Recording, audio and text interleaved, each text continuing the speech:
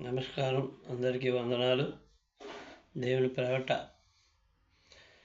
ఒక చిన్న మనవి, మీరు ఇది కంపల్సరిగా వినాలి. క్రైస్తవులను అణిచివేయటానికి దేవుడు ఎవరికి అధికారం ఇవ్వలేదు. క్రైస్తవం అన్నది రోజు రోజుకి పెరుగుద్ది, తగ్గదు. కానీ క్రైస్తవులోనే మనల్ని మనమే తొక్కుకుంటున్నాం. ఎలాగంటే క్రైస్తవ జీవితాల్లో దేవుడికి భయపడతలేదు, దేవుడి కోసం ఆరాధన చేయట్లేదు. ఎందుకంటే ఈ సంఘస్థులందరూ కలిపి సేవకులను ఆరాధిస్తున్నారు. సేవ చేసే వాళ్ళనే వారికి ఎక్కువ ఆరాధన అయిపోయింది. సంఘాలు పడిపోతున్నాయి, పాడైపోతున్నాయి. సేవకులే దేవుళ్ళు అయిపోయారు. సేవకుల కుటుంబాలే దేవాది దేవలోకంలాగా అయిపోయింది. మరి ఇలాంటి పరిస్థితుల్లో సంఘాలు ఎక్కడ అభివృద్ధి అవుతాయి?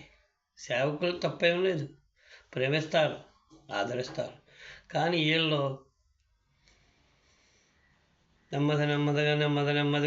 నెమ్మదిగా సేవకులు కూడా తెలియకుండా లాగేస్తున్నారు.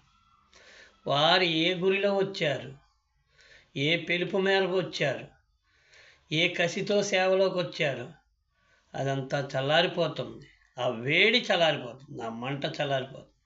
విశ్వాసుల వల్లే సేవకుల పక్కన ఉండాలని, సేవకుల పక్కన నిలబడాలని, సేవకుడితో తిరగాలని, సేవకుడి దగ్గర ఉండాలని ఆరాటంతో ఈ విశ్వాసులందరూ కలిపి సేవకుల్ని చల్లార్చేస్తున్నారు, సేవకుల్ని అణిచివేస్తున్నారు. దేవుని రాకలో ఎవరు ఎక్కడికి వెళ్తారు? సేవకులు కూడా ఉంటే వెళ్ళిపోతారా?